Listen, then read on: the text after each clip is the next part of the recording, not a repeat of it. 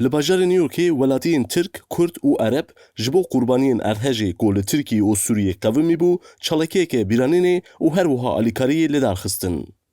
Di çalakiyê de find hatin pêxistin û banga alîkariyê ji New Yorkiyan hat kirin.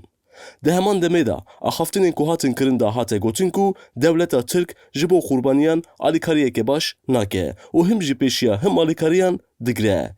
Ji ber vê jî ew hez dikin li hember vê rewşê bi xwe bi şêveke piştgirî bi hev re alîkarî bikin. Her tişt berçavaya çaxelê dên rê alîkarî wana hebe jî tune bêjî em lê bajarê Amerîkînê vêga jiyana xwe lê dikin. Em lê anger li divînin em anger wî destavêjin lê Bakurê Kurdistanê lê Rojavayê em dest xwe dajin lê ailî were alîkariya wana bikin. Vêga wî kemesiya wana jî çêbên jî em war berçavaya yanî kemesiya wana çêbûnê jî çênebûnê jî tuma berçavaya anger lê em dixwazin ailî birêyê xwe Kurdistanê bikin.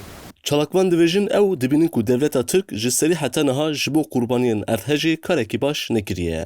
Ji ber vê ku ew li vir biseya vê çalakî peyamek ji Tirkiyê dişînin bila zêdetir û baştir alîkarî bide mirovan. Her wiha amaje bi vê yekê hate kirin ku devleta Tirk nahêle bila alîkarî ji bo herêmên Kurdan here.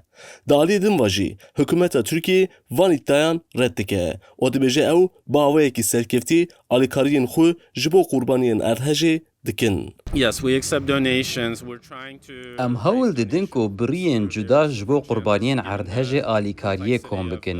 Lewra di navbera Tirkiye û hin deverên Sûriyê de pirsgirêk hene.